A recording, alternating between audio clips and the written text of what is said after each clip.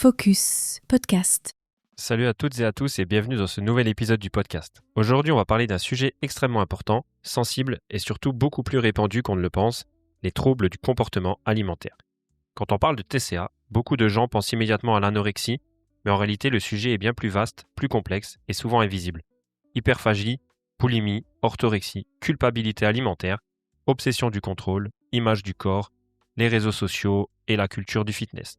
Énormément de personnes souffrent en silence. Et le pire, c'est qu'on peut avoir l'air healthy, sportif, discipliné, tout en étant en détresse avec la nourriture.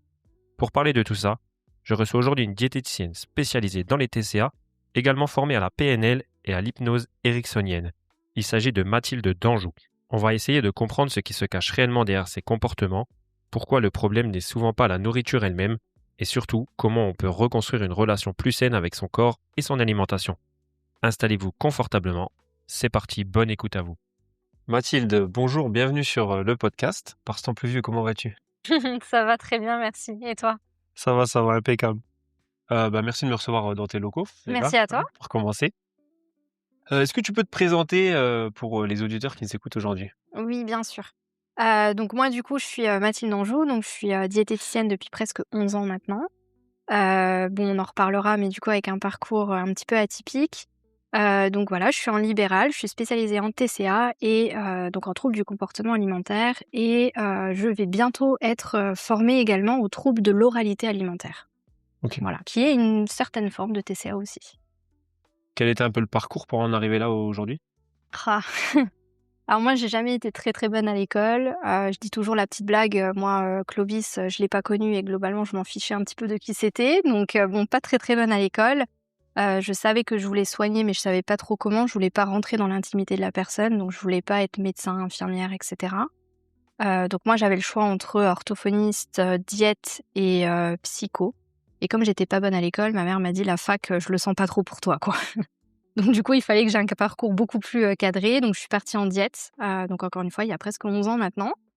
Et les jobs en diète, c'est assez compliqué, c'est pas très intéressant, c'est un peu sous-payé. On n'est pas beaucoup représenté dans les centres hospitaliers. Finalement, s'il y a déjà 2 diètes à Bel-Air, je pense que c'est beaucoup. Donc voilà, le marché du travail super compliqué.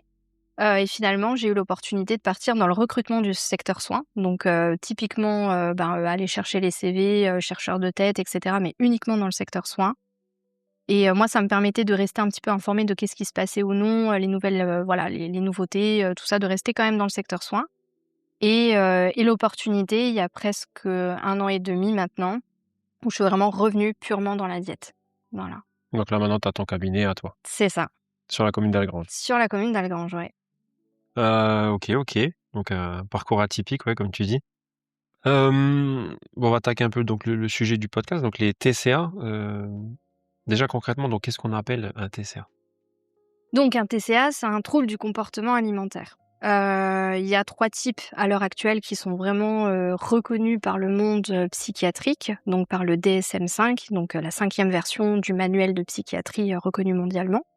Donc la bible du médecin psychiatre.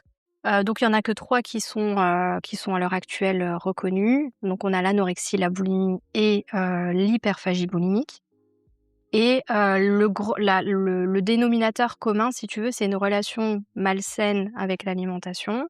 C'est un trouble vraiment au niveau du comportement lié à l'alimentation. Et on va avoir vraiment, on va dire, 2 grands types. On va avoir l'anorexie où d'un côté, il va y avoir la restriction et d'un autre côté, au niveau de la boulimie et de l'hyperphagie boulimique, où là, ça va être plus, des périodes de restriction jonchées de prises alimentaires, donc ce qu'on va appeler les crises, d'une grosse, quantité, alimentaire qui dépasse finalement le repas traditionnel que toi et moi on pourrait avoir par exemple sur un court temps, sur vraiment c'est un laps de temps très court finalement. Ouais, donc d'un côté, tu as la restriction et de l'autre côté, tu as vraiment l'excès, quoi. C'est ça. Ok. Je m'étais noté aussi l'orthorexie. Mmh. Ouais, alors en fait, il y a beaucoup d'autres, types de TCA. On va avoir par exemple donc l'orthorexie, on va avoir la dysmorphophobie qui n'est pas un TCA, qui est plus ça va être plus être comment on appelle ça? Oui, de comment tu te vois, quoi. Ouais, c'est plus un symptôme, pardon. Donc il y a ça, il va y avoir aussi le méricisme, il y a, la restriction du sport aussi. Donc voilà, maintenant on commence un petit peu à avoir des définitions qui viennent à gauche, à droite, donc toujours très médicales et très reconnues, mais sans critères de diagnostic. Maintenant il y a l'ARFID aussi qui est venu, donc au niveau des troubles de l'oralité alimentaire. L'orthorexie, si tu veux, ça va être vraiment des personnes qui, eux, vont être dans l'excès du healthy.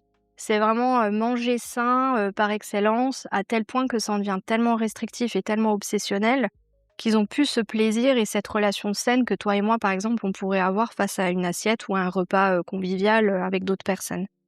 Et donc du coup, par rapport à tout ce que je disais, autre, le méricisme, par exemple, enfin, il y a le recrachement et le méricisme, c'est des personnes, surtout chez les anorexiques, ils vont mettre, par exemple, un Oreo en bouche, juste pour avoir le sucré et un peu le gras, la chose hyper palatable dans la bouche, et ils vont le recracher. Et le méricisme, c'est vraiment le fait de remanger après ce qu'ils recrachent. Donc ça, c'est une vraie maladie psychiatrique également, qui est liée au TCA directement. Donc soit c'est un symptôme, soit c'est purement, ça vient conjointement en fait au TCA. La restriction sportive aussi, on le voit par exemple chez les gymnastes, les danseurs, les skieurs, où ils doivent avoir absolument, ou alors dans les sports de combat, où tu sais, tu as Des catégories de t'as poids, des ouais. catégories de poids, où du coup, on en devient pareil à ça finalement de l'anorexie, parce que c'est tellement restrictif et ils doivent tellement avoir un certain type de poids qu'on les met aussi dans une classe de TCA pour certains. Parce que généralement, quand ils quittent la compétition, ils savent plus comment manger. Mais il y en a beaucoup justement, même en bodybuilding ou autre, hein, tu t'es tellement restreint, avant la compétition Mmh. que derrière au final, bah, tu pars un peu en couille quoi. Mmh. Tu tellement pas eu ce que t'aimais parce que bon, bah, voilà, tu beau, faire des compétitions de bodybuilding ou autre, on reste des humains je pense et on aime Mmh. tous manger, certaines choses et après derrière c'est horrible quoi. Il y en a plein justement qui développent des TCA après leur première, deuxième, Mmh. troisième compétition quoi. C'est ça, ouais, en fait, tu perds tous tes repères. Mmh. Tu dérègles ton corps à vouloir trop le régler finalement. Et est-ce qu'on peut vraiment souffrir d'un TCA, donc du coup sans être, vraiment, maigre? Parce qu'on voit souvent, Mmh. l'anorexie, mais du coup, est-ce qu'on peut, est-ce qu'on peut avoir une forme d'anorexie, on va dire, mais sans être maigre? Est-ce que ça existe ou pas? Alors oui, parce que déjà dans les débuts de l'anorexie, beaucoup vont être justement très sportives, avoir un petit peu le corps que tout le monde rêverait d'avoir. Elles sont très filiformes, un peu les gymnastes si tu veux, très filiformes, très gainées, très, avec le dos très droit, très musclé et du coup, ben, assez jolies à regarder. Donc généralement, les gens s'inquiètent pas spécialement. Après, tu vas avoir du coup dans les cas de la boulimie où soit va y avoir la boulimie où la personne va partir un petit peu dans tous les sens dans ses repas, soit il va y avoir la boulimie qui va, alterner si tu veux des périodes d'anorexie et des périodes de boulimie. Donc en fait, elle va avoir un poids qui au début va être globalement normal. Donc les gens vont pas spécialement se rendre compte de ce qui se passe, elle va passer complètement inaperçue et après à l'inverse sur l'hyperphagie-boulimie, où là et comme il y a pas de comportement compensatoire comme on peut retrouver dans l'anorexie et la boulimie, donc les comportements compensatoires, ça peut être le vomissement, ça peut être le sport à outrance, ça peut être, l'usage de laxatifs, de potions un petit peu détox et cetera. Donc comme dans l'hyperphagie, il y a pas ce comportement-là, généralement, c'est des personnes qui prennent assez facilement du poids, de par la prise alimentaire qui est juste beaucoup trop excessive, par crise, ouais. Oui, parce qu'on le voit beaucoup sur les réseaux, c'est souvent chez les jeunes femmes. On voit qu'elles ont été, boulimiques pendant un moment. Après, c'est parti carrément à l'inverse, elles sont parties anorexiques Mmh. et bon après pour certaines, bon elles arrivent à s'en sortir et Mmh. à revenir à un physique, normal, on Oui. va dire quoi. Mmh. On se Ouais. comprend. Pourquoi les gens, ils associent encore trop souvent les TCA uniquement, au poids et au physique et pas vraiment, à un problème, psychologique? Parce que je pense que ça, c'est typiquement, dans notre société à l'heure actuelle. Il y a encore quelque temps, on disait que, la dépression, c'était pas spécialement une maladie, parce que ça se voit pas. Parce que quand tu te casses le pied, c'est, ça se voit, tu es malade, il y a quelque chose qui se passe. Tandis que quand tu dis: «Ah, je broie un peu du noir, j'ai du mal à me lever le matin, je sais pas trop ce qui m'arrive, je rigole plus trop, je suis éteint». Les gens, ils assimilent pas ça à une maladie et je pense que on a trop l'image de l'anorexie encore avec les Kate Moss, des années 90 et 2000 où il faut absolument que la fille, elle soit, rachitique et la peau sur les os, où là, on va dire: «Ah oui, là, elle est malade» et je pense que dans l'inconscient des gens, tant que physiquement ça ne se voit pas et tant que, la personne ne porte pas des béquilles ou un pansement quelque part, on associe le fait qu'elle, bah, du coup, c'est pas forcément une maladie. Et comme on touche à l'alimentation, moi je le vois parce que je suis encore née dans les années 90. Donc je le vois, cette culture aussi des parents qui te mettaient presque une claque derrière les étiquettes en disant: «Mais mange, c'est simple, non?» Ou alors, justement l'inverse: «Mais arrête de manger dans le placard».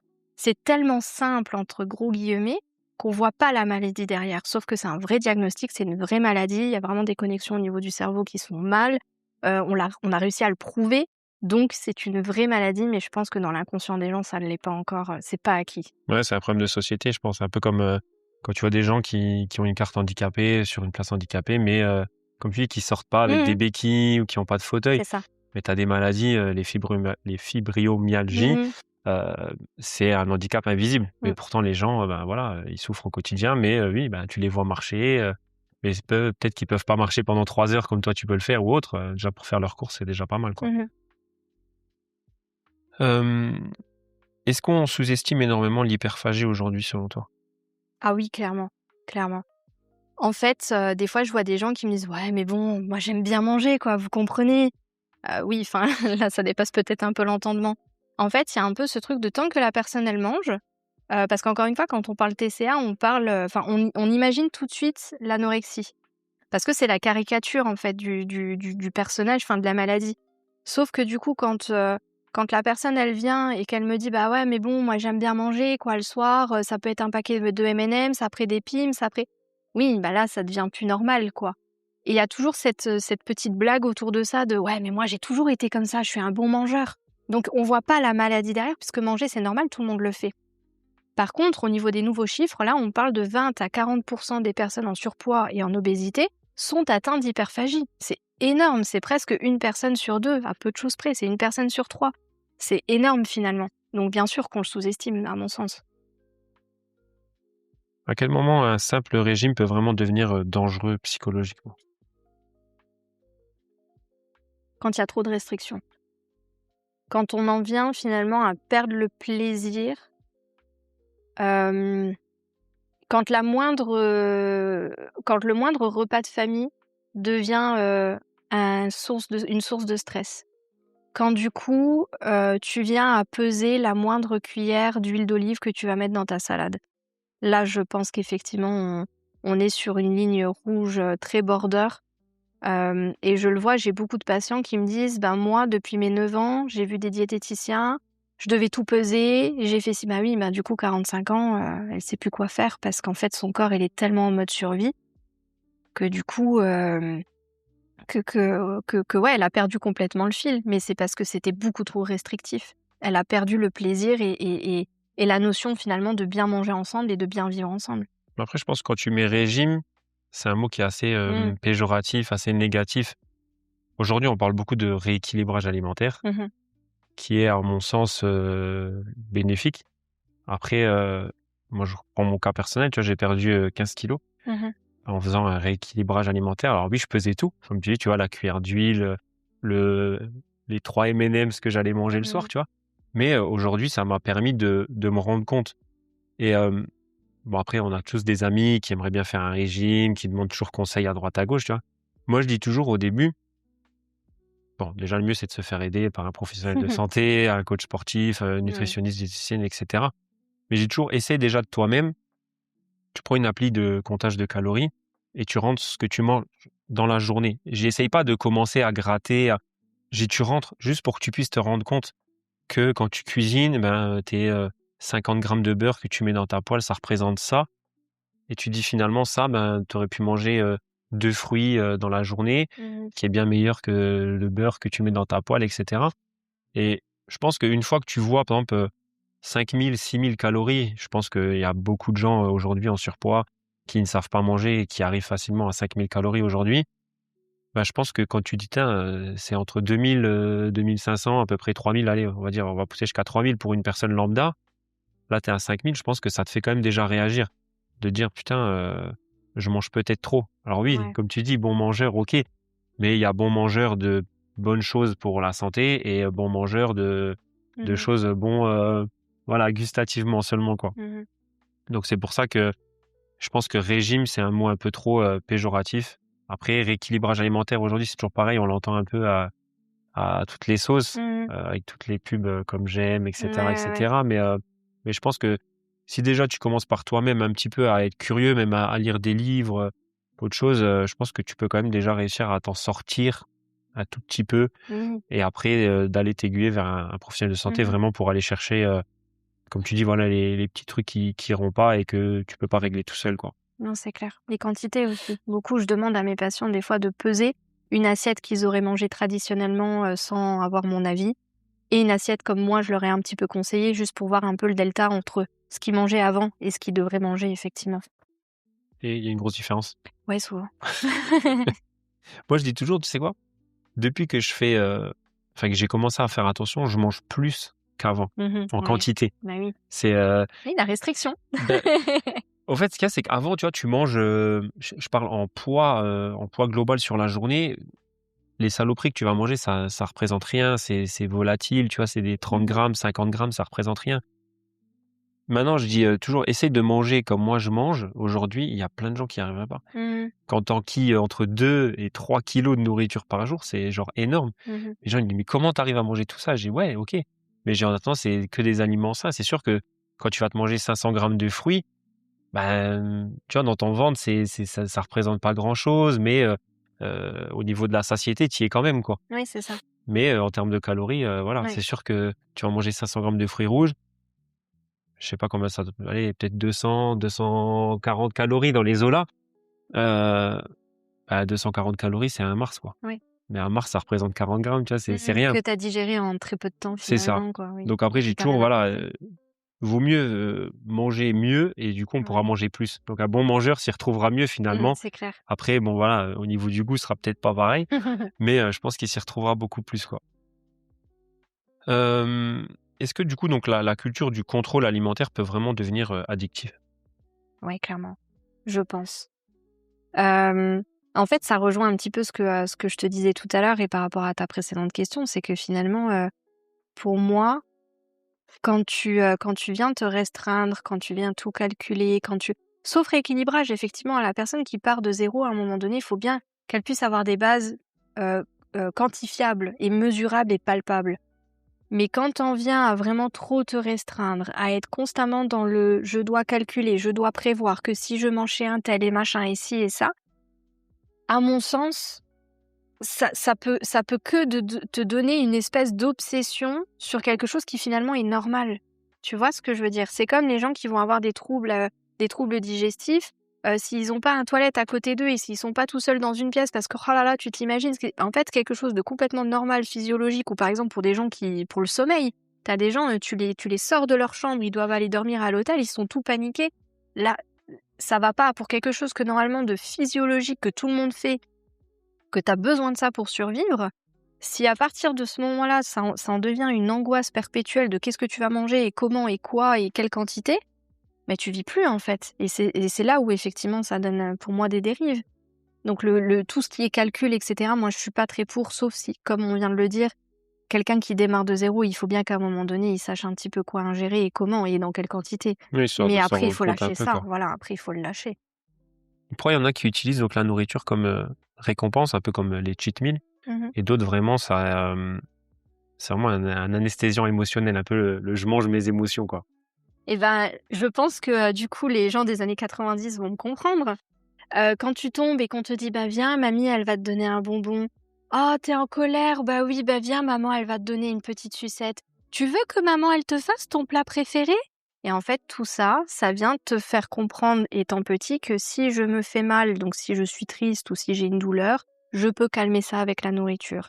Si je fais une colère au supermarché et que je me mets à taper des pieds au milieu du rayon bonbons, maman va m'acheter des bonbons, donc ça veut dire que la colère, je peux la gérer par rapport avec un aliment, sucré, salé, peu importe. L'anesthésiant, ça va être, par exemple, oui, je me suis fait mal et cetera, bah, hop, quand tu sors, de l'hôpital et qu'on te dit: «Ah bah, tu t'es fait opérer des amygdales, oh bah, tu peux prendre toutes les glaces que tu veux possibles et imaginables». Bon, oui, d'accord, ça aide, c'est un petit peu anesthésiant local, mais ça vient aussi de nouveau renforcer le fait que la nourriture peut être un doudou et peut être vraiment quelque chose qui peut te soutenir, ta béquille, en fait, plus tard dans ta vie d'adulte.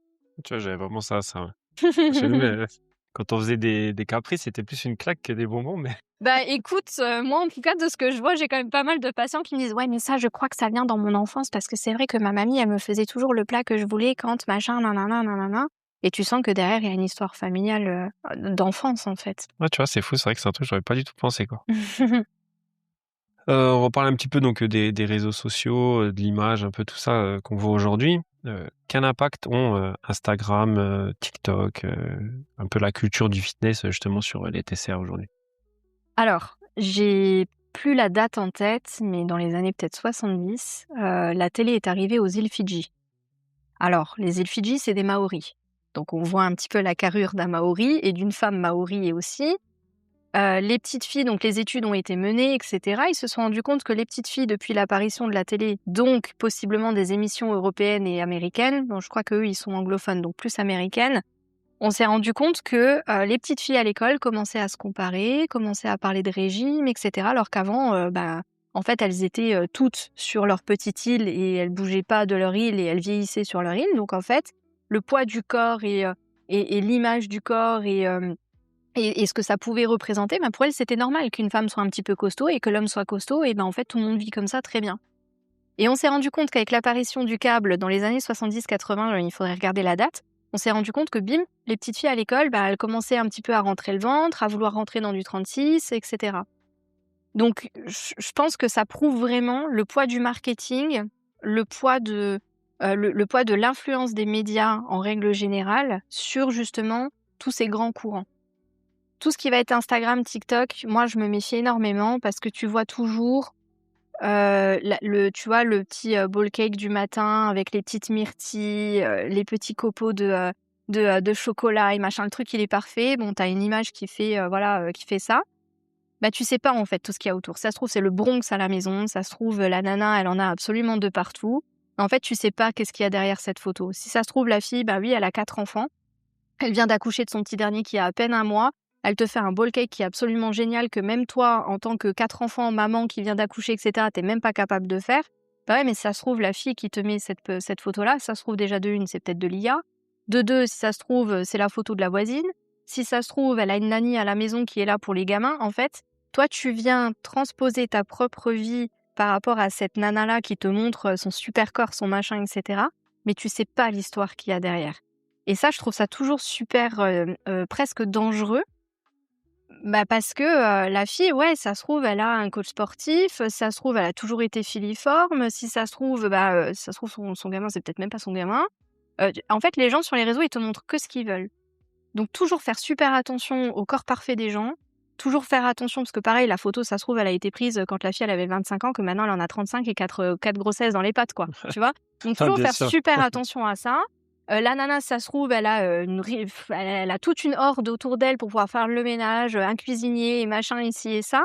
On sait pas la vie des gens derrière. Donc il faut je pense qu'il faut arrêter de s'identifier trop facilement à ce qu'on peut voir sur les réseaux et toujours avoir ce recul-là de se dire: «En fait, c'est peut-être pas tout à fait applicable à moi et à ma vie» Oui, et surtout qu'aujourd'hui avec les physiques qu'on voit, hem, bah, limite tu peux, comment dire? Développer pas des frustrations, mais un peu être envieux parce que tu te dis: «Ben, si la personne là, voilà, elle y arrive, pourquoi pas moi?» Mais comme tu dis, derrière, il y a tellement de choses à prendre en compte, tu vois? Les maladies, est-ce que la personne là, elle est dopée aussi? Parce que maintenant, voilà, mmh, et maintenant il y a l'intelligence artificielle aussi qui est là, donc c'est vrai que je pense que il faut mieux regarder comment on était nous, peut-être il y a 5 ans et est-ce qu'aujourd'hui on est mieux, mmh. que est-ce qu'on est mieux que la personne qu'on voit sur internet, quoi. Ouais, c'est ça, c'est Mais bon. ça.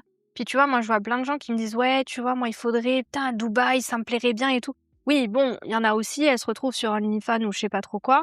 Je suis désolée, moi, je veux pas trop leur vie, quoi. Donc toujours prendre un recul sur: «Ouais, OK, elle a peut-être la grosse baraque, elle est peut-être à Dubaï, elle a peut-être la grosse maison que toi, tu auras peut-être jamais et voilà». Mais à quel prix derrière aussi? Donc toujours prendre ce recul-là sur les choses. Je suis entièrement d'accord avec toi. Est-ce qu'une personne, elle peut avoir une apparence, fit, sportive un peu et puis, pourtant être en souffrance alimentaire? Ouais, bien sûr, c'est ce que je disais tout à l'heure. Il y a des anorexiques qui viennent dans mon cabinet, qui me le disent: «Voilà, j'ai été diagnostiquée». Tu le vois pas trop, quoi. Mais parce qu'en fait, elle fait du sport à outrance, parce que, oui, elle a un physique, qui fait qu'elle a le dos un petit peu développé et cetera. Sauf que derrière, elle est dans une hyper restriction, enfin voilà. Et Un des symptômes aussi de l'anorexie, ça va être la compensation par le sport. Pas toutes, mais souvent, il y a une compensation par le sport. Donc ça va être des nanas qui vont savoir te faire du 42 kilomètres tous les soirs en rentrant du boulot, sans aucun problème. Mais il y a tellement de restrictions, il y a tellement de tout ça, enfin voilà, tous les symptômes sont là et vraiment tout le diagnostic peut être posé pour l'anorexie. Donc il y a une vraie souffrance alimentaire, il y a un vrai TCA derrière, alors que la nana, tu le vois pas comme ça, quoi. Et après, je pense que dans le domaine du sport, comme on le disait aussi, un peu avant, il y a effectivement, des injonctions ou des règles qui sont imposées, par comme on disait, tu sais, quand tu dois avoir un certain poids pour un des sports de combat, quand tu vas avoir, tu dois peser, très léger, pour une gymnaste ou pour un skieur.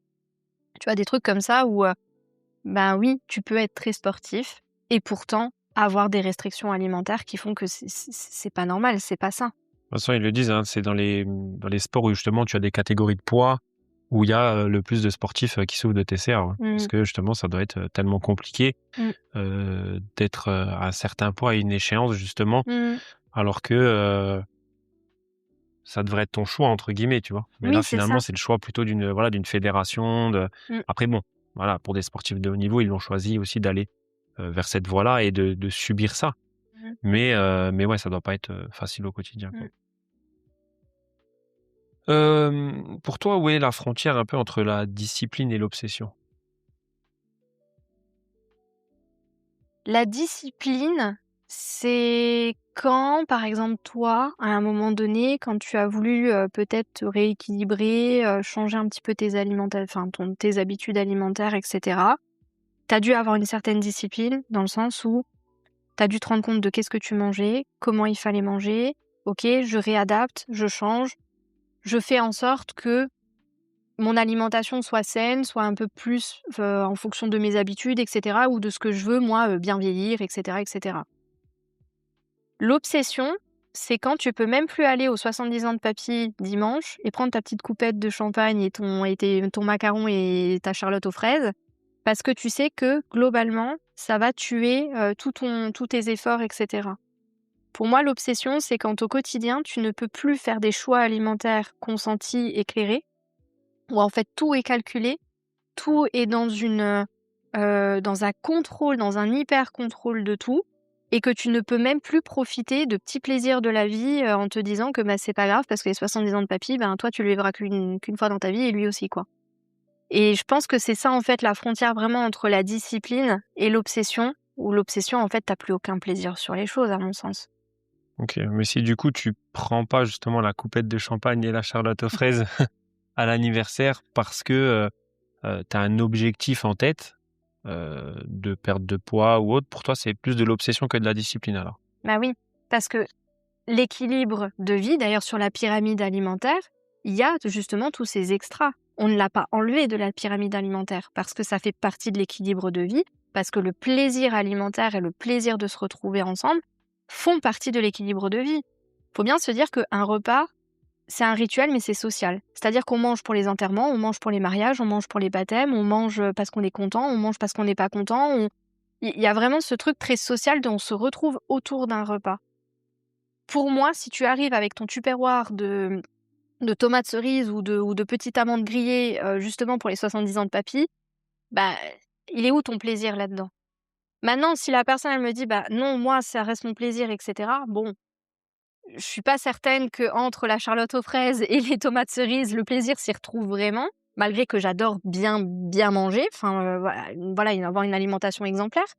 Mais pour moi, quand tu ne peux plus t'autoriser ces petits plaisirs de la vie qui font partie de la vie, bah, pour moi, tu rentres dans une obsession qui est un petit peu malsaine, à mon sens. Et pourquoi du coup certaines personnes deviennent incapables de manger sans culpabiliser? Qu'est-ce qui fait que, elles en arrivent là pour toi? Ah, je pense que c'est les réseaux, la société, l'entourage, de se dire que, tu as plein de pubs à l'heure actuelle, tu vas sur Insta, tous les 2 réels, là, tu as une pub de, «J'ai perdu 10 kilos en 5 jours et je te dis comment» et cetera. Bah, la personne qui fait finalement la même chose, elle se dit quoi? «Mais même ça, j'y arrive pas, c'est horrible». Les gens, ils vont dire: «Ah mais t'as fait un régime là récemment et tu perdu?» Bah non. Il y a toujours ce truc derrière, hem, de l'injonction sociale, de presque de la grossophobie, qu'il faut absolument faire un certain poids et le monde médical y est pour beaucoup, hein, et les diététiciens ont beaucoup leur part aussi là-dedans. J'ai entendu plein de patientes surtout me dire: «Bah, moi la gynécologue ou la sage-femme, elle m'a dit que pour avoir un enfant, fallait vraiment que je perde du poids, hein, mais elle, elle est très bien dans son corps, elle est très bien comme elle est, elle s'apprécie», enfin, donc en fait, elle a eu une espèce de culpabilité de: «Ah bah ouais, mais vu mon poids, je pourrais peut-être jamais avoir d'enfant». Alors qu'avant, c'était peut-être pas du tout une préoccupation pour elle. Donc je trouve qu'il y a beaucoup l'injonction sociale et l'entourage qui vient mettre un regard parce que maintenant on dit que l'obésité est mauvaise et cetera. Je l'entends, je le comprends, il y a aucun problème avec ça, hein, c'est un gros sujet à l'heure actuelle. Mais on en parle tellement que les gens, ils se disent que s'ils rentrent pas dans la case du 36, tout parfait avec la taille comme il faut, bah, en fait ça va plus. Donc je pense qu'au niveau société, il y a vraiment quelque chose qui est en train de culpabiliser les gens et c'est pour ça qu'on parle de plus en plus de grossophobie parce que, c'est incroyable ce que j'entends, des fois même des propres mères qui disent: «Mais vous voyez bien que ma fille est grosse quand même» et la jeune elle tombe en larmes. Enfin c'est horrible pour elle d'entendre ça, alors que pour elle, son poids n'est pas du tout un problème. Ouais, ça me fait penser à une interview que Sarah Bouktit a fait. Donc, c'est une handballeuse qui Mmh. joue à Metz, handball, et qui est, il me semble, capitaine de l'équipe de France handball aussi. Et elle disait donc dans cette interview, elle dit au fait, autour d'elle, bah, des gens parlent de son poids. Et donc c'est la plus lourde de l'équipe. Les autres, elles sont toutes petites, fines, tu sais, elle est vachement grande et carrée. Et elle dit: «Au fait, je comprends pas, pourquoi on parle de mon poids, parce qu'au final, ben», elle dit: «Moi, je suis bien comme je suis, que ce soit en défense ou en attaque, je suis jamais à la ramasse». Elle dit: «Et au final, bah, du fait d'entendre ça, je commence limite à douter de moi». Mmh. Elle dit: «Alors que moi, au final, ça a jamais été un sujet, mon poids, et aujourd'hui, bah, je me remets un peu en question». Et elle dit: c'est fou, en fait, que ton entourage ou Mmh. même des gens extérieurs ou même les gens sur les réseaux puissent réussir à te faire remettre en question quelque chose qui pour toi n'a jamais été un sujet, en fait. C'est exactement C'est ça. vraiment fou, quoi. Ouais, c'est exactement ça et vraiment je pense que là, on en parle de plus en plus maintenant avec les traitements, pour l'obésité, enfin les traitements médicamenteux de l'obésité, où on parle du remboursement et cetera. Donc il y a vraiment un hyper focus, je trouve, en ce moment sur le poids et sur l'image du corps. On est d'accord là-dessus. Donc finalement, avec tout ça, donc le problème ne vient pas que de la nourriture. Non, ah non, non, le, un poids, un corps, ça va être l'hérédité. Ça peut être le sexe aussi de la personne, hein. Il y a des personnes, dans la famille où, bah, toutes les femmes sont un peu costauds ou tous les hommes sont un peu costauds. Il y a, est-ce que la personne elle est en bonne santé ou pas? Est-ce qu'elle peut se permettre de bien manger ou non? Il y a, le vécu de la personne. Il y a, bah, est-ce qu'elle a eu des grossesses ou non? Comment sa propre grossesse, donc son propre, au niveau de sa maman, comment ça s'est passé? Comment s'est passé l'accouchement? Il y a son histoire de vie. Il y a tellement, tellement de choses, l'hydratation, le sport, le sommeil. Il y a plein de choses qui entrent en compte qu'on peut pas juste parler du corps. Le corps, c'est une enveloppe, mais il y a tout le reste, en fait. Il y a tout qui gravite autour. Donc il y a pas que la nutrition du coup, il y a tout le reste. Il faut regarder l'hydratation, il faut regarder le sport, il faut regarder le sommeil. Donc ça, c'est très factuel. Après, il faut passer sur, bah, votre vécu. Est-ce que vous avez été peut-être en surpoids? Vous êtes né, vous étiez un gros bébé, comment s'est passé l'accouchement, par rapport à votre maman? Ah, vous avez été séparé de votre maman. OK, d'accord. Vous avez une nutrition entérale. Ah, OK, d'accord. Donc ça veut dire quand même que les premiers mois de la vie, vous avez pas mâché. Ouais, bah oui, bah, peut-être que ça peut expliquer. Donc en fait, quand tu commences un petit peu à graviter autour de la nutrition et du corps, en fait, de la personne, mais tu te rends compte que le champ des possibles, il est incroyable et non, c'est pas que la nutrition, c'est pas que ce qu'on mange. J'avais lu qu'une perte de poids, elle peut être, diminuée de 50 si, tu avais pas un sommeil qui était, correct. Ça m'étonnerait pas, ouais. Parce que vu que moi je fais les postes et que je travaille beaucoup les nuits, tu sais que j'ai, du coup, des horaires de sommeil assez, décalés et un peu dégueulasses. Ouais. Justement, j'avais lu ça. Et bon, après, c'est pas une excuse que je me suis dit: «Bon, je vais rester en surpoids parce que, je dors mal», tu vois? Mais j'avais lu ça. Hem, Quels sont un peu les mécanismes psychologiques qu'on retrouve souvent derrière les TCA? Alors, là, je vais essayer de vulgariser un petit peu et j'espère ne pas dire n'importe quoi. S'il y a des psychologues ou des médecins qui veulent me reprendre, c'est avec grand plaisir. Alors, il y a on va dire une théorie, je pense, qui a été assez, prouvée quand même. On a 3 cerveaux. On a le cerveau reptilien, donc au niveau du bulbe rachidien, donc vraiment à la base, au niveau des cervicales. Le cerveau reptilien, lui, ça va être, purement, nos fonctions vitales, les fonctions reproductrices, la respiration, le rythme cardiaque, la digestion, le sommeil, et cetera. C'est notre instinct de survie par excellence, il n'a pas beaucoup évolué, c'est pour ça qu'on l'appelle reptilien. Il va y avoir le cerveau limbique. Le cerveau limbique, il est un petit peu grand comme le poing, un petit peu plus petit. Il est au niveau, entre les 2 yeux, au milieu du cerveau. C'est, le centre des émotions avec l'amygdale, le centre des émotions et toute la partie aussi de la mémoire sur le long terme. Malheureusement pour nous, ils sont dans la même zone et on va avoir tout autour le cortex cérébral. Cortex cérébral, c'est ce qui fait qu'on est des êtres humains évolués normalement. C'est, notre cerveau cartésien, de l'analyse, du pragmatique, je prends la décision, de façon éclairée. On s'est rendu compte dans les TCA qu'il y avait une distorsion, un problème de communication entre le cerveau limbique, donc des émotions et de la mémoire du long terme, avec le cortex cérébral, qui lui est le cerveau de l'analyse. Ce qui fait qu'une personne anorexique, boulimique ou hyperphagique va être complètement consciente, les 3/4 du temps, qu'elle a un problème.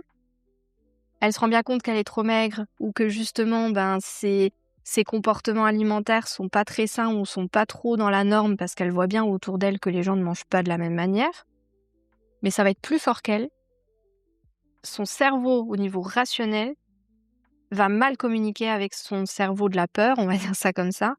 Ce qui fait que pour elle, c'est juste inconcevable d'avoir un autre comportement. Il y a vraiment ce truc compulsif qui vient faire que, chimiquement, il y a quelque chose qui se passe. Et il y a aussi, au niveau des hormones, on s'est rendu compte au niveau de la dopamine et de la sérotonine. Donc, si tu veux, à mon sens, à ma connaissance, on a 4 hormones du bonheur. L'ocytocine, l'endorphine, enfin les endorphines, la dopamine et la sérotonine.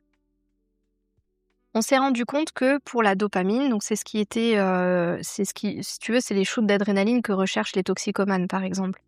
Et on s'est rendu compte que les anorexiques, les boulimiques et les hyperphagiques recherchaient ce même shoot de dopamine. L'anorexique, sa dopamine, elle, ça va être dans le contrôle, où elle va se dire « Waouh, j'ai perdu 500 grammes en moins du coup par rapport à hier ou par rapport à ce matin. » Donc ça va être son shoot à elle. Ça va être dans le renforcement du comportement. La personne boulimique ou hyperphagique, elle, ça va être justement son shoot de dopamine va se retrouver dans ses crises. Où là, elle va aller rechercher le plaisir alimentaire et d'autant plus, la dopamine réagit avec des aliments hyper palatables. En fait, c'est des aliments qui sont très gras, très sucrés, où effectivement, il y a un goût assez intense finalement en bouche. Donc c'est pour ça que les crises sont rarement sur un brocoli qui traîne au frigo. Ça va beaucoup être sur des aliments très sucrés, très salés et un mélange finalement de tout ça. Plus c'est industriel, mieux c'est généralement. Et parce qu'en fait, elles recherchent, je dis elles parce que c'est majoritairement des femmes, ces personnes vont venir rechercher justement ce shoot de dopamine. Et au niveau de la sérotonine, dans le cerveau, on s'est rendu compte que c'était un petit peu déficitaire, donc au même titre que les dépressions par exemple. Et donc effectivement, la sérotonine, donc le déficit de sérotonine dans l'anorexie va venir renforcer cette anxiété et ce besoin de perfectionnisme, d'hyper-contrôle. Et à contrario, pour les boulimiques, je n'ai pas trouvé de données à ce sujet pour l'hyperphagie, mais j'imagine bien que le mécanisme doit être le même. Pour les boulimiques, on est plus justement sur les crises qui vont aider justement pour pouvoir avoir de nouveau ce bonheur constant lié à la dopamine et donc la sérotonine. Tu dis elles parce que c'est souvent des femmes. Mmh. C'est quoi un peu le ratio homme-femme, entre guillemets, sur les différents TCA? Il me semble qu'on est sur du 80-90% de femmes pour l'anorexie, la boulimie. L'hyperphagie, encore une fois, moi, j'ai pas trouvé de chiffres qui me convenaient bien. Mais de ce que je vois, moi, au cabinet, il y a quasiment autant d'hommes que de femmes. Parce que, encore une fois, il y a en fait, si tu veux, c'est vrai que je l'ai pas expliqué, mais dans l'anorexie et la boulimie, il va y avoir une obsession de l'image du corps et une obsession autour du poids que la personne veut atteindre. Tandis que dans l'hyperphagie, on va pas du tout avoir cette distorsion du corps, on va pas du tout avoir cette obsession de poids à atteindre. Donc en fait, on est beaucoup moins sur des mécanismes, malgré, voilà, il faut le dire, hein, féminins, de l'image du corps, de mon corps doit être comme ci, comme ça. Donc c'est vrai que sur l'hyperphagie, on retrouve quasiment autant d'hommes que de femmes, tandis que dans la boulimie et l'anorexie, on a beaucoup plus majoritairement des femmes. Ok. Est-ce qu'on peut développer du coup un TCA, mais vraiment sans s'en rendre compte? Oui, je pense qu'au début, personne s'en rend compte. En fait, je pense pas, j'ai jamais eu le cas, mais jamais personne m'a dit j'ai décidé d'être boulimique. Donc automatiquement, c'est des mécanismes qui se mettent en place au fur et à mesure. Ah bah j'aimerais bien perdre du poids, bah je vais retirer les produits laitiers, puis je vais retirer la viande, et puis ci, et puis ça. Puis à un moment donné, l'entourage va dire ouais bon là par contre il y a quelque chose qui se passe quoi. Je me rends bien compte que c'est plus normal là ce qui se passe. Donc je pense que oui en fait au début elles s'en rendent pas compte parce que personne décide. Tu te lèves pas le matin en te disant allez c'est bon là maintenant je vais manger des cordons bleus à même le congélateur cru quoi. Tu vois tu le décides pas. Mais pour l'hyperphagie, c'est peut-être... t'arrives peut-être moins à t'en rendre compte. C'est comme tu dis, tu vois, les gens qui disent je suis un bon mangeur, bah parce qu'après le repas, ils ont encore faim, entre guillemets, et ils vont taper, comme tu dis, un paquet d'M&M's. Pour eux, c'est normal. Justement, est-ce que ça, du coup, donc ça, c'est un TCA en soi, ça devient de l'hyperphagie, enfin, c'est de l'hyperphagie tout simplement. Mais est-ce que du coup, les gens ont du mal un peu à s'en rendre compte que c'est un TCA tout simplement? Oui, ouais. Oui, on en parle encore trop peu. On en parle trop peu. Il y a des gens, ça va être de l'hyperphagie parce que toute la journée, ils vont grignoter quelque chose. Mais ça reste finalement de l'hyperphagie. Il va y avoir des personnes, ils vont avoir de l'hyperphagie prandiale, c'est vraiment au repas. Mais ils vont manger des quantités astronomiques, peut-être 2-3 assiettes. Enfin, on sort de l'entendable. Donc en fait, on va dire encore une fois, c'est un bon mangeur. Et c'est pour ça que maintenant, on en parle de plus en plus, on en voit beaucoup. D'ailleurs, c'est, comme je te disais, donc c'est la semaine de sensibilisation au TCA, donc la semaine mondiale. On voit de plus en plus de publications très portées sur l'hyperphagie, parce que maintenant, l'anorexie, la boulimie, quasiment tout le monde les connaît. Mais ce type-là, et en plus, on se rend compte que c'est 20 à 40% des personnes obèses ont un diagnostic hyperphagique derrière. Oui, bien sûr, les gens ne s'en rendent pas spécialement compte, mais encore une fois, ils le décident pas. Non, C'est c'est vraiment sûr. l'entourage qui vient alerter Parce là-dessus. qu'il y en a beaucoup, en plus, les gens en surpoids, ils disent beaucoup, je mange pas entre les repas. Mmh. Donc pour eux, ils comprennent pas pourquoi ils sont en surpoids, Oui. parce qu'ils disent je ne mange pas entre les repas, contrairement à des collègues qui peuvent être beaucoup plus minces, Ouais. mais qui eux vont manger plein de choses entre les repas. Mmh. Après, comme tu dis, oui, si tu manges pas entre les repas, ok, c'est bien, mais si à chaque repas tu manges 3-4 assiettes, finalement, tu es quand même en surplus calorique à la fin de ta journée. Et si t'as pas de dépenses adéquates à côté, ben voilà, Mmh. plus c'est Oui, plus. c'est ça, oui, ça reste le bilan comptable, hein. C'est ça. C'est logique, ouais.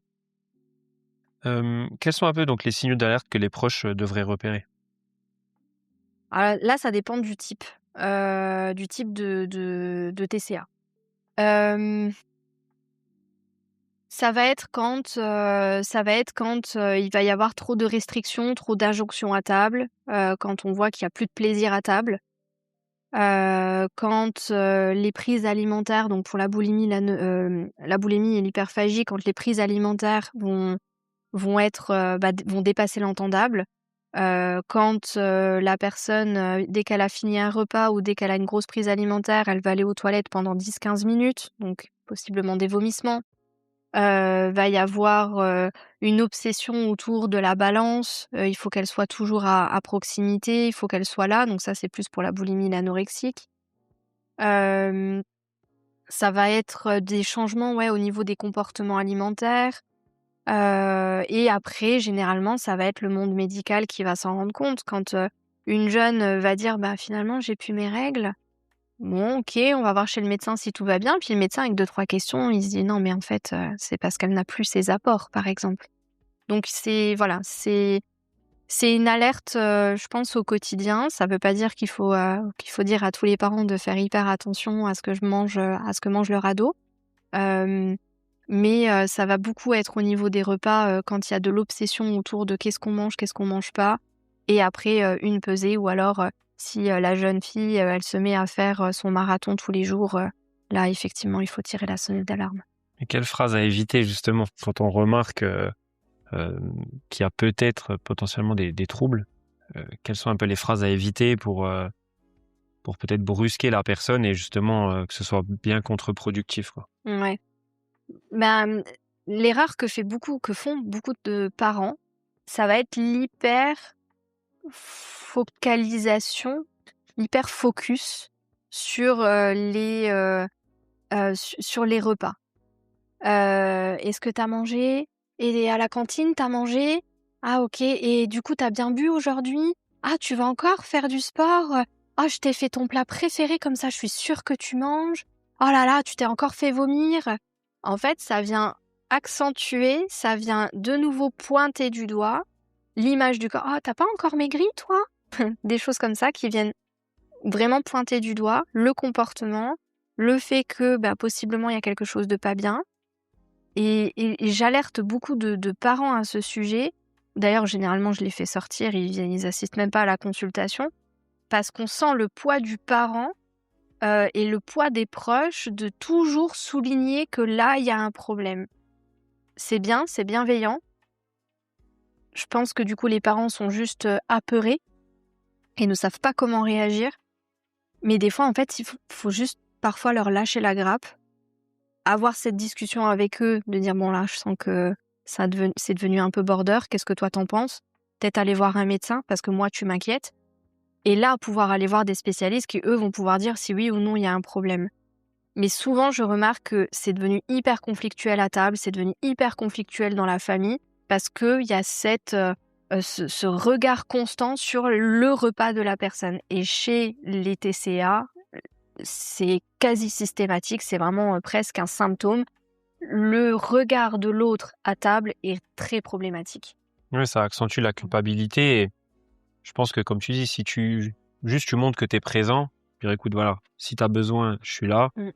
Surveiller un peu de loin et, comme tu dis, voilà, lâcher un peu la grappe. Parce que maintenant, c'est toujours pareil, tu as des jeunes. Moi, je sais que quand on était jeunes, je suis aussi des années 90, on sortait beaucoup manger des snacks dehors.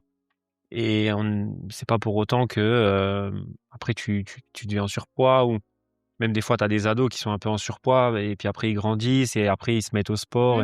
C'est sûr quand tu as entre 14 et 18 ans, bah, le sport, c'est pas ce qui t'intéresse le plus. C'est sortir, les garçons, les filles, etc. Et après, par la suite, bah, voilà, là tu te mets un peu au sport pour perdre des petits kilos en trop, etc. Et c'est là que tu fais un peu plus attention. Mais ouais, je pense que faire attention de pas trop développer la culpabilité de la personne, parce que c'est là que, au contraire, tu vas la brusquer et que ça va partir un peu dans des dérives peut-être encore plus grosses. C'est ça, et puis du coup, quand il y a plus de communication, quand il y a plus de confiance et que le patient ne se sent pas épaulé par son entourage, c'est hyper compliqué. Peu importe la situation, peu importe la problématique. Ah oui, quand t'es seul, ça peut être encore pire que si C'est t'es ça. bien accompagné, quoi. Ouais. J'avais noté aussi donc que tu étais formé en PNL et en hypnose. Oui. Donc beaucoup de gens ont une vision un petit peu caricaturale de l'hypnose. Comment toi, tu définirais l'hypnose ericksonienne? Ouais, c'est ça. Ouais. Alors, tout le monde a l'image du Mesmer, des spectacles, etc. Ça se passe pas du tout comme ça. L'hypnose ericksonienne, donc c'est une hypnose thérapeutique. Pour la petite histoire, c'est Milton Erickson qui l'a découvert, développé. J'aime pas trop découvert parce que finalement on est en état d'hypnose quasiment constamment sur notre quotidien. Mais pour la petite histoire de cet homme-là, je sais plus sous quelles conditions, enfin qu'est-ce qui s'est passé, mais il a fini alité parce qu'il ne marchait plus. Et par le pouvoir de la pensée, il s'est remis à marcher. Alors je ne dis pas que par l'hypnose on peut remarcher, etc. Attention. Puis on parle quand même du père de l'hypnose, hein, donc c'est un niveau que très certainement personne n'arrivera à atteindre. Mais voilà, pour dire qu'il s'est rendu compte du pouvoir de la pensée sur finalement notre corps et sur tout ce qui pouvait nous arriver. Donc voilà, il a développé ça, il a fait beaucoup de recherches, il a mis toute sa vie au service justement de ces recherches-là en hypnose, et donc c'est l'hypnose qui est encore enseignée et encore pratiquée à l'heure actuelle.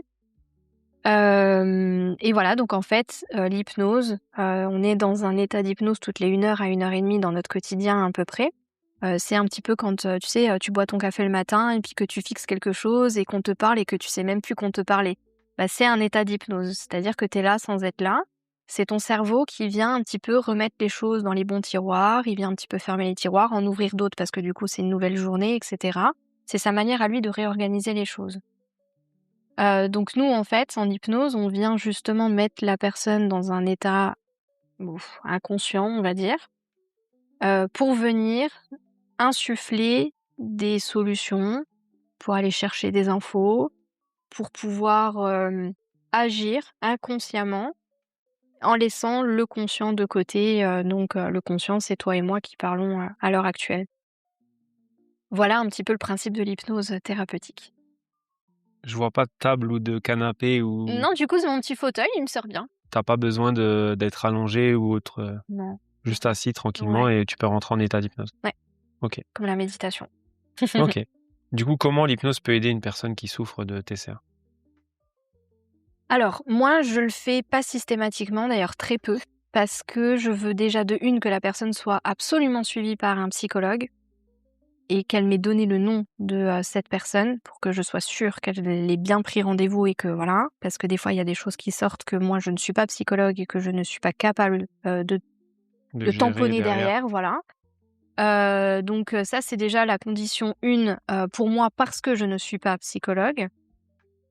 En fait, ça va venir aider des fois sur, par exemple, l'événement, 1er qui possiblement aurait fait que la personne, elle puisse avoir ce comportement. Je vais avoir, donc c'est ce qu'on appelle le remodelage de l'histoire de vie. Des fois, il y a juste des séances sur l'anxiété, sur les émotions. Hem, Généralement, ouais, c'est les gros sujets et après on passe vraiment en PNL. Donc en quoi la PNL peut aider à modifier, certains schémas automatiques? Eh bien, parce que des fois, tu vas avoir des personnes qui vont dire: «Mais même ça, j'y arrive pas» et puis vous vous rendez compte: «Toute ma vie, j'ai été comme ça» et puis toujours ces pensées-là de fatalité, «Ouais, mais j'y arriverai jamais, oui, mais de toute manière, c'est trop dur, mais c'est plus fort que moi», et là où ça va être intéressant, c'est que moi, justement, je vais pouvoir alors la PNL, c'est pas tout à fait de l'hypnose, hein, c'est un petit peu un état de relaxation, et là, je vais pouvoir consciemment essayer avec la personne de faire modifier justement ces petites phrases-là parce que, on vient agir schématiquement. C'est-à-dire, on va dire: «Bon, bah, voilà, la petite voix là qui vous dit que vous y arriverez jamais, elle est où? Elle est devant vous, elle est derrière vous, elle est à côté, elle crie, elle chuchote, c'est une voix d'homme, c'est une voix de femme, comment vous vous sentez? Menacé, pas menacé?» Et en fait, on vient changer. «Ah bah, finalement, je veux la voir en face de moi et je veux lui dire que si j'y arrive». Et bah, dites-lui: «OK». Et en fait, après, quand la personne, elle se réveille: «Ah, je me sens mieux finalement, bah, peut-être que j'y arriverai», et donc on vient modifier des petites choses comme ça. En PNL, ce qui est intéressant aussi, c'est la négociation entre les parties. La personne, elle met ses 2 mains comme ça, bah, d'un côté, je veux maigrir, mais de l'autre côté, j'aime bien manger. OK. Qu'est-ce que la partie qui a envie de maigrir pourrait céder à la partie qui a envie de manger? Oh, bah, peut-être, hop, une solution XY. OK, et la partie dans votre main droite qui a envie de manger, qu'est-ce qu'elle peut céder à la partie de maigrir? Oh, bah, peut-être qu'elle pourrait faire ça, ça. OK. Est-ce que ça va à toutes les parties? Oui. Et hop, bah, c'est bon, la personne finalement elle a trouvé sa solution à elle. Donc c'est des petites choses comme ça, que les gens peuvent facilement refaire finalement sur leur canapé, qui est assez facile à mettre en place, où il y a pas forcément d'hypnose derrière, donc vraiment de grosses séances lourdes, où on vient pas rechercher un trauma ou voilà une cause, XY, et c'est là où ça va être hyper intéressant vraiment pour la motivation, pour le levier, pour retirer des croyances, venues de nulle part, et ça marche plutôt pas mal. Ouais, c'est de la négociation, quoi. Oui. PNL pour programmation Neurolinguistique. neurolinguistique. J'étais plus sûr du P. Quelles sont un peu donc les croyances toxiques que tu entends le plus souvent, chez tes patients aujourd'hui? Sur leur corps, sur leur comportement, En général, ouais. Déjà de une, si je suis gros, je peux pas réussir dans la vie. Ça, le si je suis grosse, je ne peux pas réussir dans la vie, ça c'est ça moi ça me j'avais un jeune, il a carrément pas fait de choix dans l'admission post-bac là, tu sais les Mmh. choix que les jeunes font Ouais, ouais, après le après bac le bac, ouais. parce que, il m'a dit: «Bah, de toute manière, avec mon corps, vous voulez que je fasse quoi? Je sais à peine mettre mes lacets». Mais enfin, c'est horrible. En gros, c'est parce que il est en état d'obésité, il s'imagine qu'il n'aura aucun avenir. Enfin, Ouais, c'est fort, hein. c'est ouais, moi, je suis restée, je crois, 1 heure et demie avec lui parce qu'il en avait vraiment besoin et je me dis: «C'est incroyable quand même qu'on puisse penser ça de soi, que notre valeur est définie par finalement, un un un diktat de corps et de il faut rentrer dans un 36-38». Enfin, je trouve ça horrible et après, ouais, il y a les patients qui vont me dire: «Bah, ouais, mais moi, j'ai toujours été comme ça». Alors oui, d'accord, ouais, je l'entends, effectivement, au niveau de votre corps, il a une prédisposition, mais C'est une le forme un peu de sécurité, j'ai l'impression. ouais et très fataliste, finalement et comme tu dis, il y a un truc de: «Bah, ouais, mais faut que je me fasse à l'idée que finalement j'ai toujours été comme ça, donc c'est que peut-être il faut que je sois comme ça». Ouais, puis c'est un peu, rester dans sa zone de confort parce Mmh. on n'y est pas trop mal et voilà, le lendemain, il arrive toujours et comme tu dis, ça fait des années qu'ils sont comme ça. Ils disent: «Bon, bah, voilà, il y aura toujours un nouveau jour demain, donc pourquoi, je dois me faire souffrance?» Parce que c'est sûr, ben, commencer à de la restriction alimentaire, du sport, enfin du sport, même rien que du mouvement, tout simplement Mmh. déjà, parce qu'il y en a beaucoup, rien que le mouvement, déjà pour commencer, ce Mmh. serait déjà pas mal et c'est vrai que des fois, c'est compliqué, mais quand on voit, l'évolution qu'on peut avoir derrière, avec juste des tout petits leviers, parce que finalement, les gens, je pense que tout de suite derrière, c'est: «Ouais, il faut que je fasse, 5 heures de sport par Ouais. semaine, il faut que je mange, comme tu dis, des brocolis à tous les repas» et cetera. Alors que juste des fois, je sais pas, pour certaines personnes, tu vas arrêter, peut-être pas arrêter, mais diminuer l'alcool, diminuer peut-être, la baguette que tu manges tous les jours par une demi baguette. Ça, plus ça, bah, finalement, sur une semaine, tu vas être, créer un déficit calorique, sans même t'en apercevoir et finalement toujours kiffer. Justement, c'était, l'épisode, je crois 13 que j'ai enregistré sur le podcast avec un nutritionniste et il disait au fait, il y avait un gars, lui, c'était les tartines de Nutella tous les matins. Il Mmh. kiffait ça et il en mangeait, je crois que c'était 4 tous les matins et donc finalement, il a commencé à négocier un peu avec lui: «Bah, écoute, est-ce que si on passe à 3 tous les matins, ça te va?» Donc il dit finalement sur une semaine, tu enlèves déjà 7 tartines de Nutella Mmh. et ensuite un jour sur 2 et cetera jusqu'au final de passer de, 35 tartines par semaine à plus que, 7 tartines par semaine, ce qui est genre énorme Mmh. et finalement tu crées un déficit calorique et la personne a perdu du poids juste en changeant Ouais. 2-3 tartines par petit déjeuner et au final, Mmh. ben, c'est pas trop compliqué, Mmh. mais c'est des leviers qui peuvent être, vraiment énormes, Ouais, par la suite, quoi. c'est ça. Mais bon, les gens, voilà, ils pensent tout de suite que c'est des gros efforts à faire alors que déjà si on commence par des petits, ce serait déjà pas mal, quoi. Ouais. Hem, Pourquoi donc guérir demande souvent plus, que de la volonté? Parce que des fois les gens ils veulent mais il y a toujours, quelques blocages. Là, on peut partir dans tous les sens. En fait, comme on se disait, tu as le poids d'un côté qui donc est défini par l'alimentation. C'est un fait. Ouais. Après, tu vas avoir, comme on se disait, le vécu de la personne, ses émotions, sa génétique. Et il faut voir tout dans sa globalité. Donc une personne qui va avoir une volonté alors parce que oui, il faut aussi de la volonté. Je peux pas prendre les gens par la main et aller manger avec eux, et leur dire quoi faire. Donc il faut une certaine volonté. Il faut vouloir changer quelque chose. Maintenant, c'est pas parce que, comme tu viens de dire, c'est pas parce que, tu vas aller marcher tes, 8 000 ou 10 000 pas par jour que ça va suffire pour que tu puisses, possiblement atteindre ton objectif. C'est pas parce que, tu vas, régler ton problème émotionnel ou ton problème avec ta mère que ça va régler ton problème de poids. Il y a pas que ça. Il faut vraiment tout voir dans son ensemble et chaque personne va être différente par rapport à ça. Et après, il y a des choses des fois qui nous dépassent. J'ai en tête, une petite fille de 12 ans, qui avait des TOC alimentaires, donc qui font aussi un petit peu partie des TCA, où en fait elle devait vérifier toutes les DLC, donc les dates limites de consommation, de tout ce qu'elle mangeait.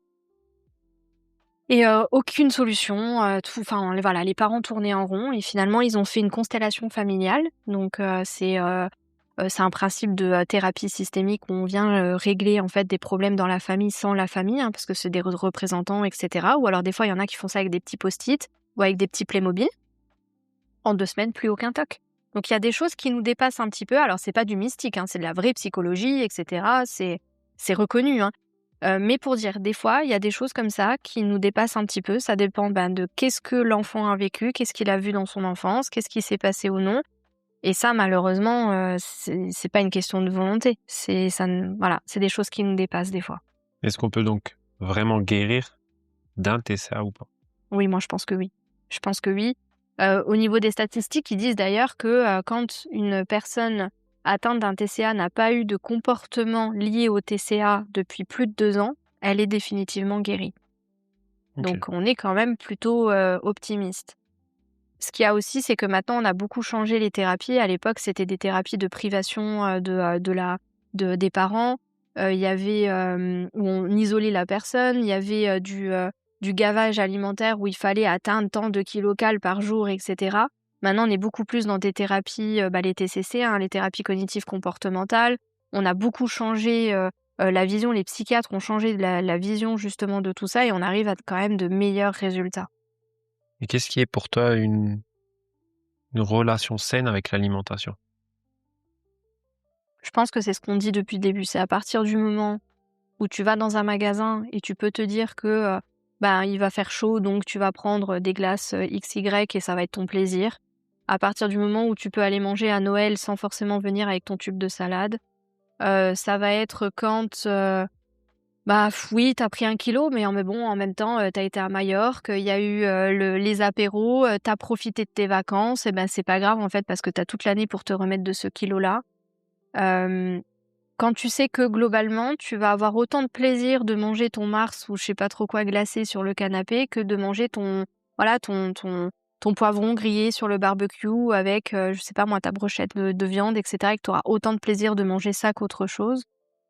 Et ben, je pense que là, tu viens dans une relation saine. Quand tu sais que tu peux être invité à manger, c'est pas grave parce que, tu vas pas regarder l'heure en disant: «Ouais, mais moi, il faut que je mange à 19h parce que vous vous rendez compte, sinon» et cetera et cetera. Je Ouais, pense dès que qu'il n'y a là pas de culpabilité finalement. ouais, je pense. Des fois, j'avais lu qu'il y a certaines rechutes qui font un peu partie du processus de guérison. Ouais. Pourquoi? Parce que en addictologie, il y a vraiment le modèle de je sais plus comment il s'appelle, modèle de Di Clemente et Pocharaskra, je sais plus. Et donc voilà, on définit qu'effectivement il y a divers phases. Il faut bien se dire que le comportement a mis des années avant de se mettre en place. C'est, des années ou des mois, mais c'est des choses qui se sont mis en place petit à petit. Donc tu l'enlèves pas en un claquement de doigts comme ça. C'est pas parce que la personne elle vient me voir ou elle va voir un autre spécialiste qu'en 3 semaines tout est réglé. C'est des mécanismes, comme on l'a dit, qui sont au niveau du cerveau, qui sont chimiques, qui sont des connexions neuronales. Pareil, ça se règle pas en un claquement de doigts. Il y a des moments où il va y avoir des rechutes. Pourquoi? Parce que il y a des moments de faiblesse. Tout le monde a des problèmes. Des fois, ça peut être à la maison, des fois, ça peut être au travail. Tu contrôles pas tout, tu contrôles pas la route, tu contrôles pas un décès dans ta famille ou dans quelqu'un de proche. Et tout ça peut faire en sorte que tu peux revenir en arrière, malheureusement. Ça fait partie de tous les process, pas systématiques, mais quand tu regardes dans l'arrêt de la cigarette, dans l'arrêt de l'alcool, des drogues, certains TCA où effectivement il y a vraiment cette recherche de dopamine immédiate, où là effectivement tu vas avoir quand même assez souvent des rechutes parce que c'est des mécanismes qui se sont mis sur le long terme, donc ça va pas partir comme Du ça jour au lendemain, malheureusement. quoi. Ouais. Donc comment reconstruire un peu son estime de soi quand, toute sa valeur a été liée au corps, pendant tant d'années? Ah, c'est compliqué ça. C'est très compliqué. Alors ça, je pense qu'un psychologue pourrait mieux, en discuter, pourrait être beaucoup plus précis que moi. Moi, généralement, ce qui m'est déjà en tout cas arrivé de faire, en exercice, c'est par exemple de dire, vous allez dans un magasin, vous essayez une robe, ou un pantalon ou peu importe, qui vous fait vraiment envie. Vous prenez une taille qui est globalement la vôtre, hein, ne prenez pas un 36 si vous faites à 44. Mais vous prenez votre taille et avant de vous regarder dans le miroir, vous vous demandez si vous vous sentez bien dans ce vêtement. Et déjà rien que ça, rien qu'avant de vous regarder dedans, voir s'il vous met en valeur ou pas, vous vous demandez si déjà vous êtes assez en sécurité, si vous vous sentez bien, si vous vous sentez globalement quand vous vous regardez comme ça plutôt désirable ou est-ce que ça vous plaît, est-ce que vous êtes bien dans ce vêtement. Et en fait, par des petites actions comme ça, on va venir se reconnecter à ce qu'on pense de soi. Il y a un exercice aussi que pareil, je donne pas à tout le monde, mais de se mettre en sous-vêtements et de se regarder dans le miroir. On va forcément trouver quelque chose qu'on aime bien chez nous. Ça peut être les cheveux, ça peut être le nez, ça peut être, je sais pas, j'ai des belles dents, j'ai des belles cuisses, j'ai des beaux pieds, peu importe. Mais on va forcément trouver quelque chose qu'on aime bien chez nous. Et plus on va se focaliser sur le positif et sur la sécurité de ça, plus on va se délester justement de tout le négatif et de l'insécurité du regard des autres. Parce que d'abord, il faut apprendre à s'aimer et à se regarder soi. Ça, et puis après, je pense qu'aussi, à un moment, il faut un peu s'en foutre du regard des autres. Justement, comme tu dis, moi, je connais quelqu'un qui mettait pas de short, par exemple, tu vois, par honte, je pense, Ouais. par peur aussi du regard des autres, alors qu'en vrai, je pense que tu mets un short ou pas, les gens, ils te regardent pas, ils te calculent pas, parce que dans la rue, il y a 50 000 personnes. Et comme tu dis, je pense que d'abord, tu mets le short, tu te dis, est-ce que je suis bien dedans? Bah, quand il fait 40 degrés, ouais, t'es Oui, bien en short, oui. t'es mieux. Et après, seulement, tu te retournes et tu te regardes et tu te dis, bon, est-ce que ça me va ou pas? Mais si déjà, t'es bien dedans, bah, au final, que t'as des grosses cuisses, des petites cuisses, des poils ou autre, peu importe, tant que t'es bien, de toute façon, les gens, ils auront toujours quelque chose à dire. Ouais, c'est ça. Que tu sois bien ou pas bien, ils auront toujours quelque chose à dire. Ouais, Ils c'est trouveront toujours un défaut. Bon, après, voilà, on va pas rentrer dans le détail, mais je pense que les gens, ils trouvent toujours des défauts aux autres pour pas regarder les leurs, tu vois, je pense, hein, mais Ouais, très certainement. C'est peut-être que c'est humain. Et après, tu vois, il y a autre chose. Par exemple, des exercices de journaling comme la lettre à soi-même. Encore une fois, savoir dire, bah, désolé mon corps, je t'ai délaissé pendant tant d'années. Maintenant, j'ai envie de te reprendre en main. Maintenant, j'ai envie de prendre soin de toi. Maintenant, j'ai envie d'avoir une relation saine avec toi-même. Tu vois, pouvoir se l'écrire à soi-même. Et ça m'est aussi arrivé de dire, bah, vous allez acheter un timbre, vous mettez ça dans une enveloppe, vous mettez votre adresse et vous la postez. Comme ça, vous allez la recevoir dans quelques jours. Et vous prenez le choix de soit la lire ou pas la lire. Mais encore une fois, c'est très symbolique. C'est comme si quelqu'un d'autre venait appuyer le fait que, ben oui, là, tu es bien dans ton corps et tu vas prendre soin de ton corps. Et en fait, c'est, je pense, par des petites choses comme ça qui peuvent aider. Mais ça, c'est moi, diététicienne. Peut-être qu'une psy te dirait, ben, en fait, il faut agir comme ça ou comme ça. ouais, mais c'est vrai que c'est pas bête, l'histoire de la lettre, ouais, c'est Ah vrai que ouais, c'est ouais, pas ouais, bête. c'est assez puissant généralement parce qu'en plus, tu l'attends, ta lettre. Parce que tu sais que tu vas la Ouais, tu sais que tu recevoir. l'as envoyé, du Mm. coup, ouais. Qu'est-ce que ce métier, toi, t'a appris sur l'être humain? Ça va être peut-être hyper égoïste, j'en suis désolée. Mais encore une fois, on a tous des problèmes. Et quand des fois j'ai des gens qui me déposent certaines choses, ben, je rentre à la maison et je me dis ah ben finalement il y a peut-être pire aussi quoi. Et moi ça m'aide à relativiser, ça m'aide aussi au niveau de la tolérance. Alors pourtant j'ai été élevée dans une famille très ouverte, mais je me dis des fois que quand tu regardes quelqu'un, bah tu sais pas ce qu'il y a derrière, tu sais pas ce que la personne elle a vécu. Il y a des gens des fois j'ai déjà entendu ah bah dis donc lui il a bien mangé à la cantine, hein. Oui peut-être. Peut-être qu'effectivement, c'est, typiquement le bon mangeur. Mais si ça se trouve pas, en fait, ça se trouve et ben, il a une maladie qui fait qu'il peut pas forcément faire le même sport que toi et moi. Il a peut-être, juste pas confiance en lui et ben, peut-être qu'il est juste bien comme il est, peut-être qu'il a eu un grave accident de moto il y a quelques années et qu'en fait, il est hyper diminué, en fait, tu connais pas la vie des gens. Et tant que ça, tu l'as pas, tu as toujours ce regard un peu critique sur les autres. Donc autant ça m'apprend que, en fait, la vie des autres, elle est pas toujours mieux que la mienne. Ça aussi, des fois, ça me permet de beaucoup relativiser et de se dire qu'en fait, ouais, tu sais pas ce qu'il y a derrière une enveloppe, en fait. Le corps, c'est encore une fois, c'est une infime partie de tout ce qu'est la personne. Ça, et puis en plus, quand tu regardes certains physiques de sportifs de haut niveau dans certaines disciplines, bah, c'est vrai que tu peux dire: «Tain, mais c'est quoi le gros là et tout?» Mmh. Au final, le gars, il soulève des camions, il tire des trucs, tu vois? Tu sais pas, tu te dis pas, Ouais. le gars, OK, il a du ventre à fond, il a des cuisses, elles sont énormes, pleines de gras et tout. Mais le gars, attention, il soulève des 400-500 kilos, comme ça, tu te dis: «Waouh, ouais, OK, d'accord» et là, du coup, bizarrement, tu as du respect pour cette personne, tu vois? Alors Ouais. qu'avant, tu l'as dénigré et là, bizarrement, tu as du respect. Tu dis: «Ah ouais, OK, bon, d'accord». Mais c'est vrai, comme tu dis, on sait pas ce qu'il y a derrière et Ouais. tu as beaucoup de jeunes aussi, moi, je sais que j'ai un ami et ben, son neveu, au final, ben, pas de sport parce que maladie, cortisone, etc. Il a pris énormément de poids. Et après, bon, à une vingtaine d'années, il s'est repris en main et aujourd'hui, il a un physique très musclé et tout ça, mais il a eu une jeunesse en surpoids. Et comme tu dis, voilà, c'était un jeune qui n'a pas pu faire de sport, qui était malade et certainement que ça aurait pu prendre une autre direction s'il n'avait pas eu cette C'est maladie, ça. quoi. Est-ce que pour toi, on vit dans une société qui est un peu déconnectée de ses besoins réels? Ah, j'en suis intimement convaincue, sûre et certaine. Autant, alors je peux être très perchée, je suis désolée, mais moi je me dis, on va moins dans la nature. On fait moins attention à concrètement qu'est-ce qu'on mange, la qualité de nos produits. Il y a beaucoup de gens qui sont un petit peu au détriment de leur sommeil, beaucoup de gens qui s'endorment avec les écrans. Je pense qu'il faudrait revenir à quelque chose de beaucoup plus simple et beaucoup plus sain. Et moi, je suis pro méditation, cohérence cardiaque. Si ça va pas, va dans la nature, tu verras, marcher, les arbres et tout ça, ça va te faire du bien. Savoir se déconnecter de tout ce qui est futile. Ouais, je pense que ça, les gens ont oublié de le faire. Oui, il faudrait qu'on revienne un peu à une vie primaire, entre guillemets. Ouais, alors après, je dis pas qu'il faut vivre dans une hutte au milieu de la forêt, mais pouvoir revenir à l'essentiel, au basique, quoi. Ouais. Quel conseil donnerais-tu à quelqu'un qui souffre en silence avec la nourriture, qui se rend compte qu'il y a des TCA, qui pense qu'il peut pas s'en sortir? Qu'est-ce que tu pourrais lui glisser aujourd'hui? Déjà qu'il est pas seul. Il y a beaucoup de gens comme lui, comme cette personne-là. Qu'il y a des professionnels qui sont plutôt bien formés, que maintenant on commence vraiment à voir des différences avec justement les thérapies début des années 2000 et maintenant.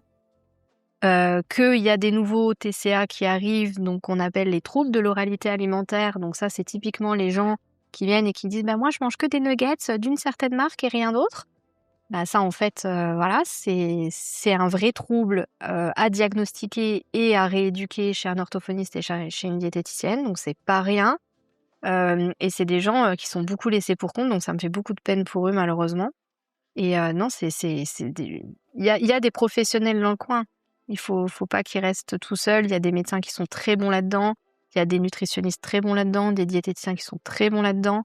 Et il faut ouvrir la parole là-dessus. Ok. Mais écoute, on restera là-dessus pour la trame principale. Je vais finir avec quelques petites questions un peu plus personnelles. Si tu devais donner un seul conseil bien-être qui va au-delà du sport et de la nutrition, ce serait quoi? Ah, la méditation et la cohérence cardiaque. Même pour ceux qui maintenant ont des problèmes avec le cortisol, ont des problèmes avec justement l'impulsivité alimentaire, je leur demande de faire de la cohérence cardiaque avant de manger. C'est quasiment radical. On vient calmer le système nerveux. Ok. Est-ce que tu as une citation ou une phrase motivante qui t'inspire? Un petit mantra, quelque chose? Ah, c'est dur ça. Je suis capable de tout faire, mais pas en même temps. On est tous capables de tout faire dans la vie, mais jamais en même temps. Pourtant, les femmes, elles arrivent à faire plein de choses en même temps. Ouais, mais non, on n'est pas capable de tout faire. Non, dans la vie en général, quand tu regardes, t'es pas capable de tout faire. Ça, c'est vrai. Que donnerais-tu comme conseil au toi d'il y a 10 ans? De pas avoir peur, d'avoir déjà ces pensées-là. Parce que moi, si tu veux, pour la petite histoire, quand j'ai fait mes études il y a 10 ans, j'étais celle qui levait la main et qui disait mais je comprends pas, du coup, ceux qui sont alimentés par nutrition entérale, ils arrivent à remanger après normalement? Donc tu vois, j'étais déjà dans le TCA et moi, on me regardait, les profs, ils savaient plus quoi dire, quoi. Et ben finalement, je me rends compte que c'est plus moi qui ai raison maintenant que eux il y a 10 ans. Donc en fait, j'aurais dû persévérer beaucoup plus dans la psycho, beaucoup plus là-dedans. Ne pas me dire que finalement, les diètes n'ont pas leur place dans ce domaine-là, parce que bien sûr que si. Et vraiment de porter ma voix sur des sujets comme ceux-là, parce que pour moi, c'est tellement important. Il faut des gens justement qui font les Marianne et qui disent ce qui va et ce qui va pas, quoi. D'accord. Où te vois-tu dans 10 ans? Eh ben écoute, c'est mon grand sujet dans ce moment, ça. Où je me vois dans 10 ans? Alors déjà, dans 10 ans, j'aurai quel âge? J'aurai 43 ans. À 43 ans, écoute, moi, je me vois encore, en libéral dans mon cabinet. Je me vois, j'aimerais beaucoup, beaucoup, être dans la formation, ouais, pourquoi pas BTS Diète et cetera, pouvoir, transmettre. J'ai énormément besoin et envie de transmettre et ça sera déjà pas mal. Ouais, c'est un beau projet, bien sûr. Ouais, c'est un beau projet, transmettre. Donc en parlant de projet, est-ce que tu as un projet perso ou pro en cours? Oui, du coup, les troubles de l'oralité alimentaire, donc comme je disais, alors ça peut toucher dès le nourrisson, jusqu'à des personnes adultes. J'ai eu un patient à 36 ans, il ne mange que mouliné. J'ai eu, une patiente qui ne mange que des nuggets d'une certaine marque et un yaourt d'une certaine marque. J'ai une autre, elle ne mange que, des pâtes et je sais plus quoi d'autre. Donc forcément l'alimentation est complètement déstructurée. Ça va être un nourrisson de, 18 mois, qui, refuse tous les morceaux. Donc normalement 1 an et demi, il est censé manger quasiment comme nous. Donc en fait, on se rend compte qu'à l'époque, c'était justement des TCA et maintenant on est en train de se rendre compte que, non, c'est un trouble de l'oralité alimentaire et en fait, c'est au niveau, sensorimoteur, donc au niveau, de la bouche ou de la déglutition, où ça va être des enfants qui vont pas supporter, on voit ça beaucoup dans les troubles du spectre autistique, c'est les enfants qui vont pas supporter certaines couleurs. Par exemple, la betterave, pour un TSA, c'est impossible. Ça va être des enfants qui vont pas supporter le riz parce que c'est compliqué. Le riz, ça se met un petit peu entre les dents et la gencive. Enfin, tu sais, c'est un petit peu, enfin pas les dents et la gencive, les dents et les parois de la bouche. Donc c'est assez désagréable pour eux en bouche. Les aliments croquants, ça va pas le faire. Les aliments à double texture, le stracciatella par exemple, très compliqué pour eux à manger. Ça va être des choses comme ça. Donc en fait, voilà, je vais normalement, je suis inscrite à la formation, mais je vais pouvoir prendre en charge les patients qui justement ont des troubles sensorimoteurs au niveau, de la bouche. OK. Donc je vais être dans tous les problèmes alimentaires. Bah ouais, je vois ça, ouais, super intéressant. Et la dernière question, est-ce que tu as une recommandation de personnes pour un futur podcast? Hem, Une personne que moi je connais? Ou même que tu connais pas, mais quelqu'un que tu aimerais, entendre ou Je sais pas là. Alors là, après tu pourras réfléchir et si tu as une idée, tu pourras toujours me le dire, en privé. ah ouais, parce que là pour le coup, tu me poses une colle. Donc toi, tu es bien-être, sport et nutrition Et santé. et santé. Ah, il faut que je réfléchisse. Ouais, pas de souci. Ah ouais, Tu parce que réfléchiras, tu là, tu me regarderas. poses une colle. Ouais, Pas de souci, puis tu me diras ça en privé. ça marche. Mathilde, merci beaucoup pour, ces réponses. Je t'en prie, merci à toi pour ton temps. Avec plaisir. On va clôturer ici. On se dit à bientôt. Ouais, à plus. Ciao, ciao. Merci énormément d'avoir écouté cet épisode. Je pense sincèrement que c'est le genre de discussion qui peut faire du bien à beaucoup de monde parce que les TCA touchent énormément de personnes, parfois sans même qu'elles mettent un mot dessus. Si cet épisode vous a parlé, n'hésitez pas à le partager autour de vous.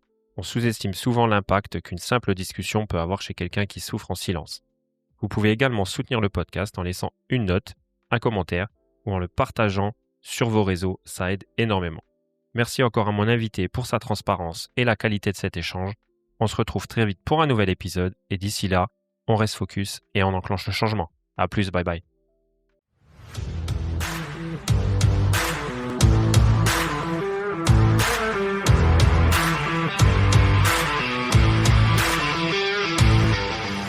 Focus Podcast.